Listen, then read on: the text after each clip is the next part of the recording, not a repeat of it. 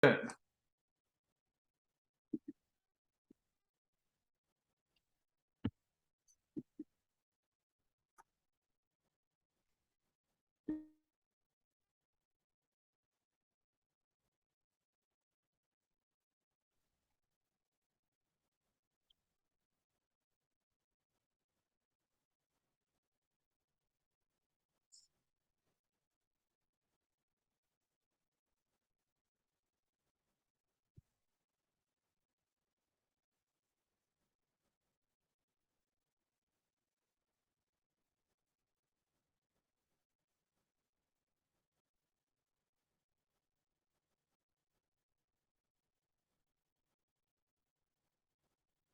are you, David?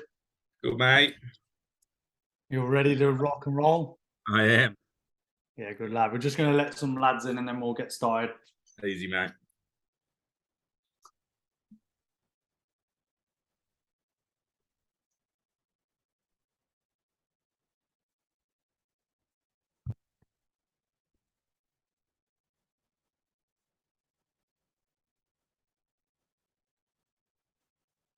How's your day going, David?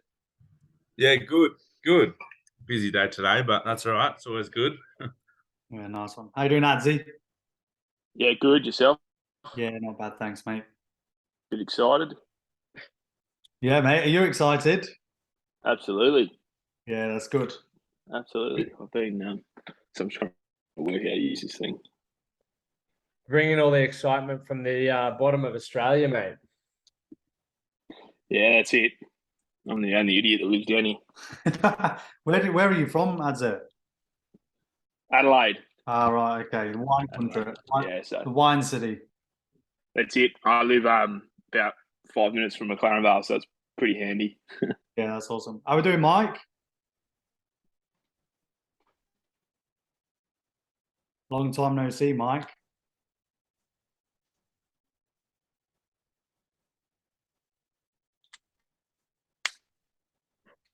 Lockman, we got any more lads waiting? Matt, I'll just keep letting them in as they go. I reckon rip in, get started now, and I'll just keep letting the lads in and they can watch the replay for what they miss. Yeah, all right, perfect. All right, lads, appreciate your time and coming to this webinar. Just let you all know it's recorded as well. And right at the end, we'll do like a Q&A. So if you got any questions, just drop them in the chat section in the Zoom, and then we'll cover those at the end. All good? All right, let's crack in. So obviously nutrition for fat loss, that's what we're covering today. And what we're going to go through is we're going to go through the importance of calorie deficit. That's mainly the vital one. The role of the macronutrients, so our protein, fats, carbohydrates, fiber, and water. And the benefits of meal planning. And obviously explain a little bit more about nutrient-dense whole foods. And then the use of supplements and kind of what supplements I take as well. Right, do you just want to mute that actually?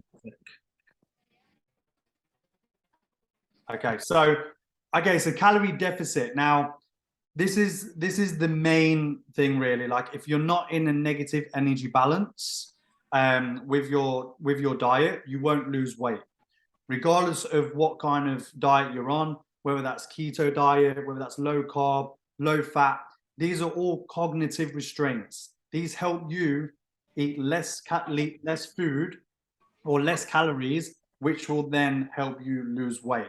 Okay, so there is no kind of magic diet. I know there's heaps of diet books out there, but the main thing is consuming less calories than what you're burning, or burning more calories than you consume. There's no secret to it. All right. So tracking your calorie intake is important. This is important to ensure that you are creating a deficit, and you can use things like online calculators like MyFitnessPal. Now, when you use MyFitnessPal, this is a great tool, obviously, to see what you actually put in your body, because if you're trying to eyeball everything, you could quite easily go over your calories doing that. So tracking using MyFitnessPal is usually non-negotiable for my clients, because then they can actually see what they're putting in their body and give you all the numbers. You can get MyFitnessPal for free as well, so it's not going to cost you. but the paid version, you can actually like take photos of your food, and then it will give you kind of your calorie breakdown. But it's not, again, it's not 100% accurate, but none of them are, but it's just going to give you a ballpark figure. Okay. Another thing to do, sometimes MyFitnessPal can overwhelm people. So you can just start with like a 3-day diary and just write down kind of what you're eating. And this can be like a self-awareness tool. And you're like, oh shit, I'm having quite a lot of chocolate, or I'm snacking quite a bit. And people can generally make changes from just seeing it, what they've wrote down. Okay. Now, lads, I forgot to mention before this, but if you implement the things I'm going to go through today, like this is what, if there is a secret, this is it. Like this is the main thing to lose weight. Like you will lose weight if you follow my advice today. Okay. So it's just implementing it and being consistent. And I promise you it will work. All right. I'm not going to push a diet down in nothing. Literally just going to state the facts. So it's also important to note that crash dieting or drastically reducing your calorie intake can be harmful to your health, and it is not sustainable in the long run.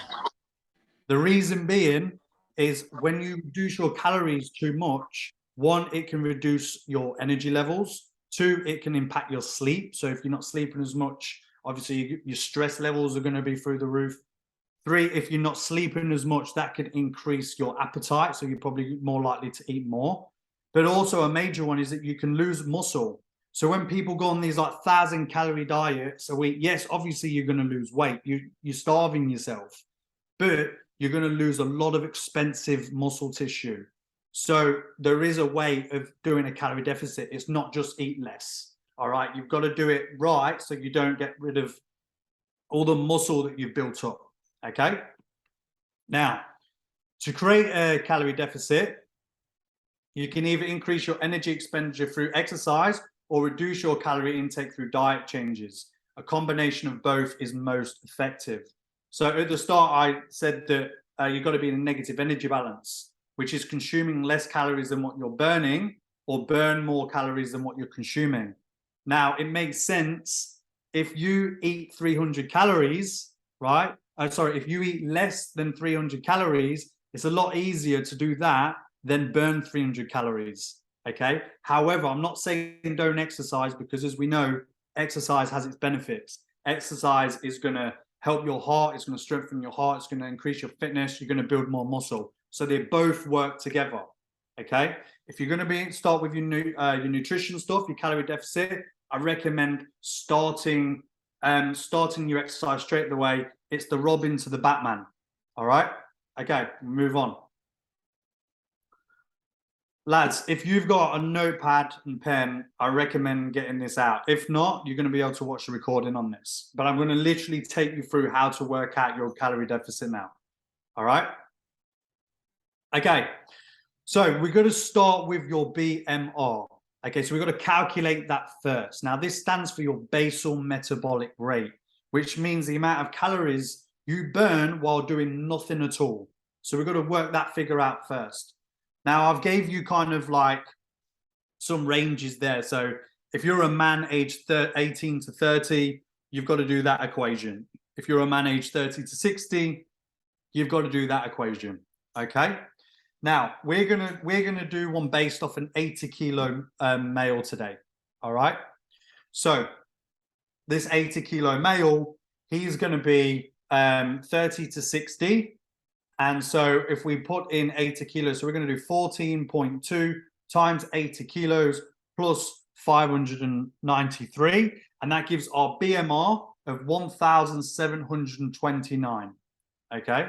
So that's how many calories he's going to burn while doing nothing at all. Okay. Might not be exact, but it's going to give us a ballpark figure. Next step. Next, we add on our amount of exercise. Again, this is all rough, but we're just trying to get our starting number.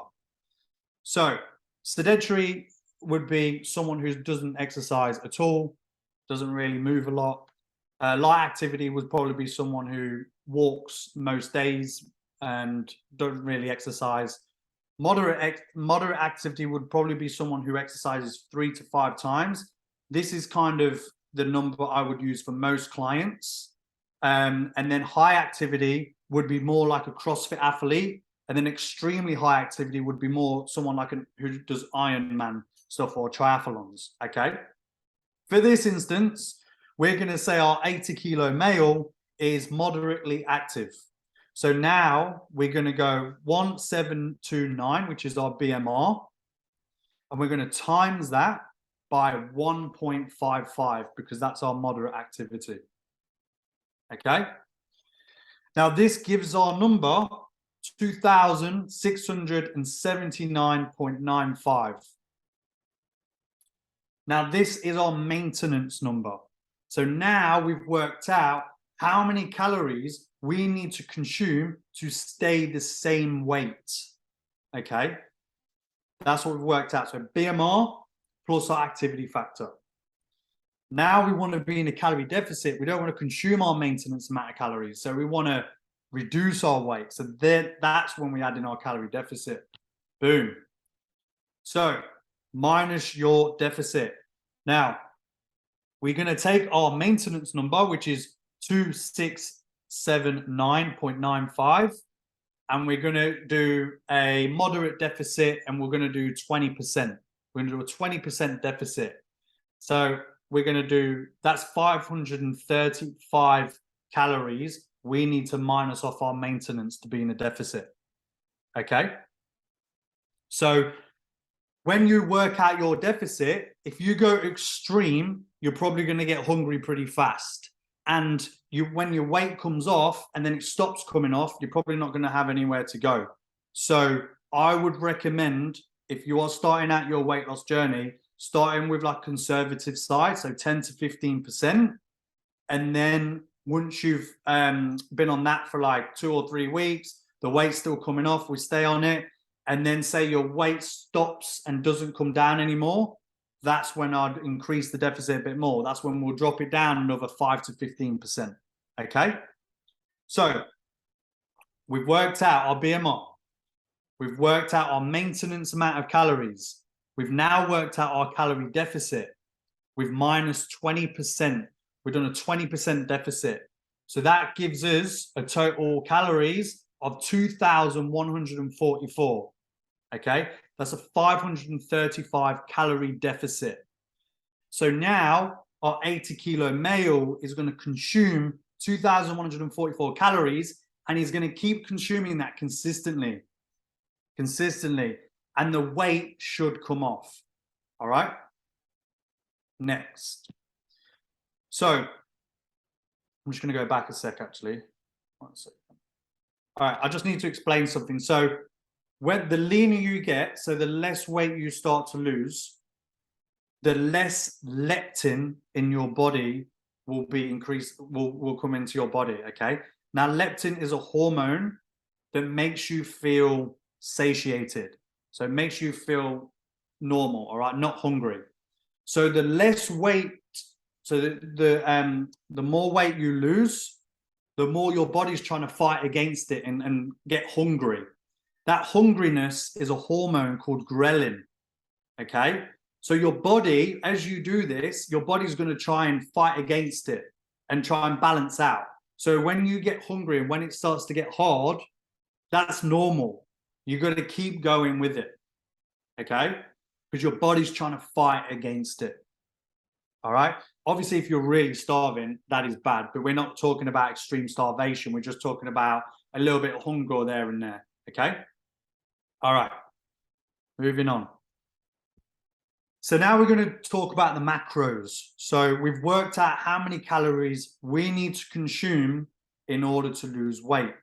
But now we need to look at what kind of food to eat to help us lose weight. Okay.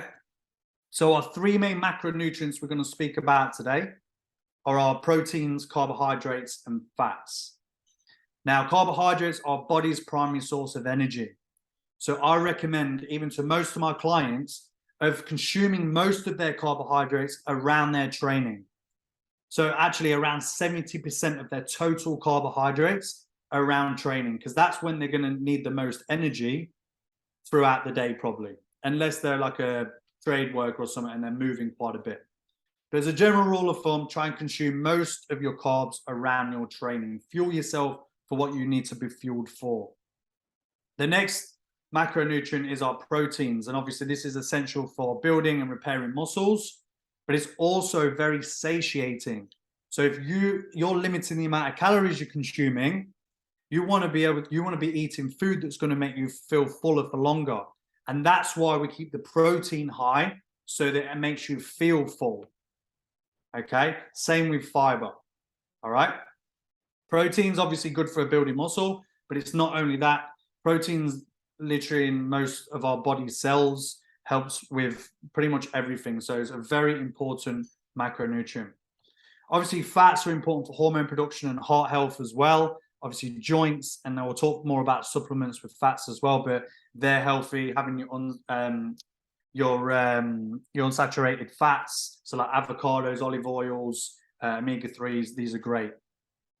Okay, so to optimize your fat loss, we want to balance all of the 3 macronutrients. Okay, so usually a diet high in protein and low in carbohydrates is considered best for fat loss.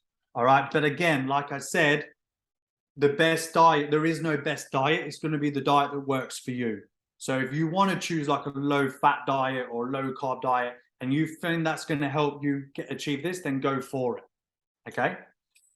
So the macro split is important. So we want, as I've got down the bottom here, we've got like a macro split of 45% carbs, 30% protein, and 25% fat. Obviously, everyone's different, but this is kind of like a general rule of thumb that I start with most of my clients. Okay, so we're going to go back to our 80-kilo male that's going to consume 2,144 calories. All right, for the next slide. So his goal is to consume 30% of his total amount of calories of protein. All right, this is just a general rule of thumb. Now, what we're going to do is we're going to work out 30% of our 2,144. That gives us 643 calories of protein. That's what he's got to try and consume. However, we want to work that out into grams. Now, the way we do this is we divide it by 4, because as you can see at the bottom, there's 4 calories per gram of protein. Okay. So this gives us a total amount of 160 grams of protein. This is how much he's got to consume. All right. Now we move down to the carbohydrates. We've got to work out 45% of his total calories of carbs. So we're going to go 2,144, which is his calories he's got to consume. And we're going to work out 40% of that, and that's going to be carbs. And that's 964 calories of carbohydrates. If we look down the bottom, there's 4 calories per gram of carbs. So we're going to divide that number by 4, and that's going to give us 241 grams of carbs to consume. The last one is fats. So we're aiming for 25% of fats. So we go back to our number, 2,144. And we're going to work out 25% of that to be fat. So that's 536 calories of fat. But at the bottom, it's 9 calories per gram of fat. So we're going to divide that by 9, and that gives us 59 grams of fat to consume. Okay? So now, we've got our male. He's 80 kilos. He wants to lose weight. He's in a 20% calorie deficit. He's got to consume 2,144 calories, which is going to be made up of 160 grams of protein, 241 grams of carbs, and 59 grams of fat. Boom. Okay. Now, I'm a big advocate for rounding up the numbers. So don't be too perfect about it. This game is not about being perfect. It's about being consistent. So do you know how I said 241? We're just going to go 240. And I said 59 for the fat. We're just going to go 60. So round it up or down if you need to. You don't have to be to the point. We're not stepping on stage here. Okay. We're just trying to get you to trim some fat. All right. Okay. So now to meal planning. So this is all going to help towards obviously your fat loss goal. And it's a very important aspect to it because this is where a lot of people can easily go off task. Now, with meal planning is an essential part of fat loss diet. Having a plan in place for your meals and snacks can help you stay on track and make healthier choices. Now, personally, I meal plan twice a week. So I'll go shopping on a Sunday and then I'll do all my meals on a Monday. And then I'll go on a Wednesday and do all my meals on a Wednesday. Okay.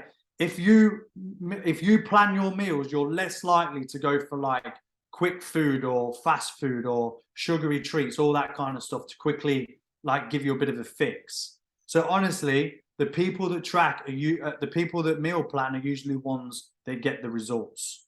All right.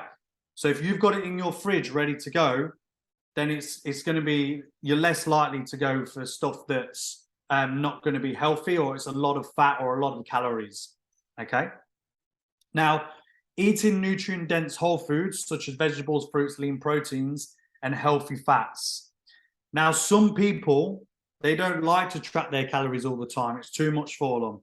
So, again, if you do track, this is where you're going to get the best results. But if you don't want to track and you just want to see a bit of results, cut the processed foods. If you stick to like whole foods, nothing processed, then usually people see a bit of fat loss. Okay. It's hard to eat 1,000 calories worth of mashed like potato. All right. However, it's easy to consume 1,000 calories of cookies. So the whole foods are more nutrient dense. They're more satiating. So some people, if they're just starting out their fat loss journey and it's a bit too much for them, all the tracking, all of this, I'll literally go, okay, stick to some whole foods, anything that's come out the ground, okay, and go from there. Then we can start looking at tracking and so on. All right, so some examples of healthy meals that are high in protein and low in carbohydrates. As we've got here, we've got grilled chicken breast with roast vegetables and mixed greens. We've got baked salmon with side of granola and steamed broccoli. As you can see, there's like a general kind of rule here we're following. We've got our protein, we've got our carbohydrates, and we've got our fibrous veggies. The fats can be like olive oil or avocado if you put with it, but that's why I supplement fats, because I don't really put much in my diet. I do have avocados from time to time though, okay? So prepping meals in advance can also help you avoid the temptation of unhealthy fast food or takeouts. That's what we spoke about in the meal planning. So if you plan ahead, you are less likely and less tempted to go for less nutritious food. It's also important to be mindful of your portion sizes and to avoid overeating. Now, if you sit in front of the TV and watch your food, it's so easy to just switch off and just keep consuming. And you're not actually thinking about if you're full. I was actually speaking to someone about this the other day, but it's actually important. Like if you switch the TV off and realize, okay, that's enough now. And then if you don't have to finish your plate all the time. All right. If you're full, that's it. You don't have to keep going overfill. Sometimes the portion size is the problem for some people. They might be eating healthy, but they're eating too much. Again, this is for people that are not tracking, because if you're tracking, you'll know exactly how much you're putting in your body. Okay, supplements. We're going to briefly go over the supplements because it's not vital at this stage, okay? So supplements are something that I put into my diet if I'm not already getting enough of it. Most of it, I'll try and get through food. There is no kind of fat, well, to be honest with you, I don't really look into it because I just think it's easier to just consume less calories than putting an alien supplement in your body. But the fat burning pills and all that, I recommend staying away from them, okay? So if you stick to a calorie deficit, you won't need any of that stuff. Just consume less calories.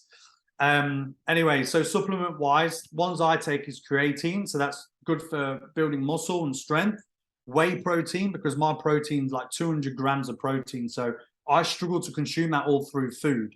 So I'll have like a protein supplement and that helps me. And then fish oils, I've already gone over that before. Helps with cognitive function, a healthy heart and joints and so on, okay? So again, I just get these from Chemist Warehouse and I'll follow whatever it says on the labels.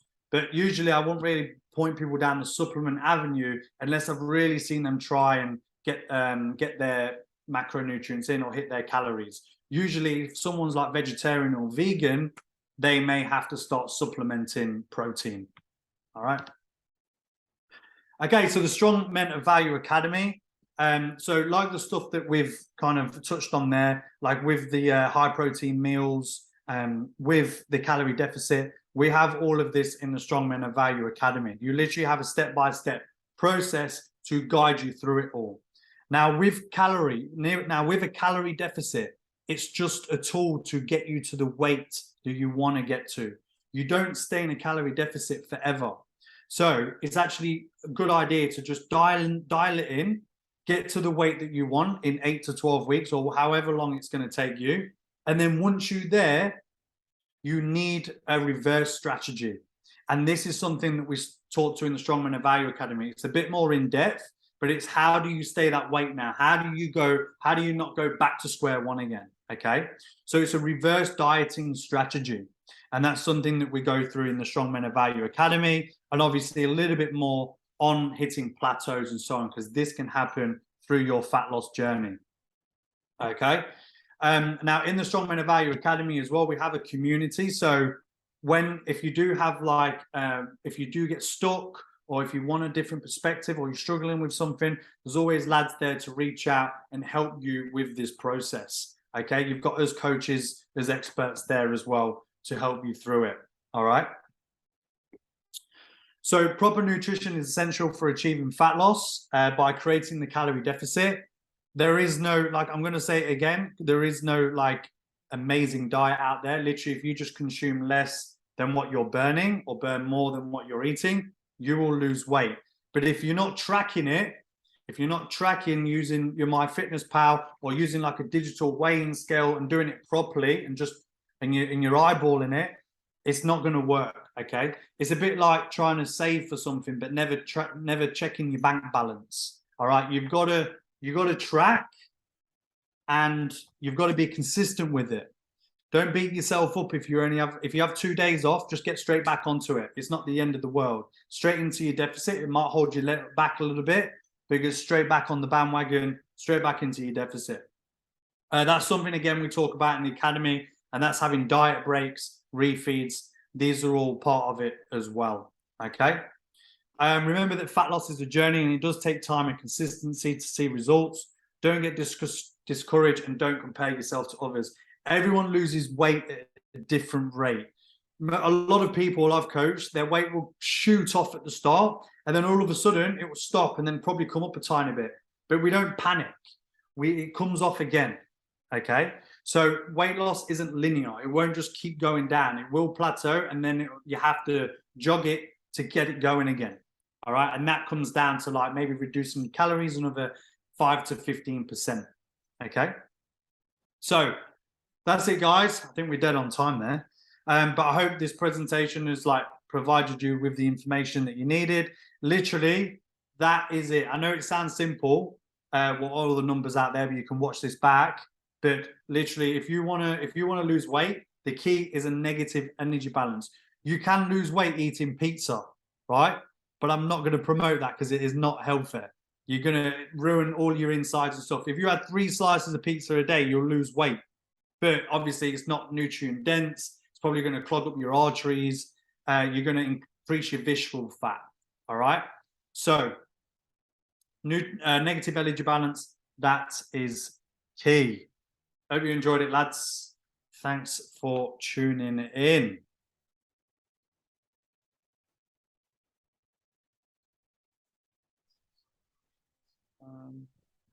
Cheers, Brad. Thanks for your time, mate. No problem. Gents, is there any questions for Brad before everyone jumps off? I got one, probably a stupid one. You know how you mentioned about supplements, don't take fat pills and all that sort of stuff.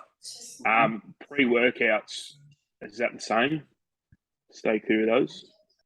To be honest with you, I used to take pre-workouts, but I don't really take them, to be honest.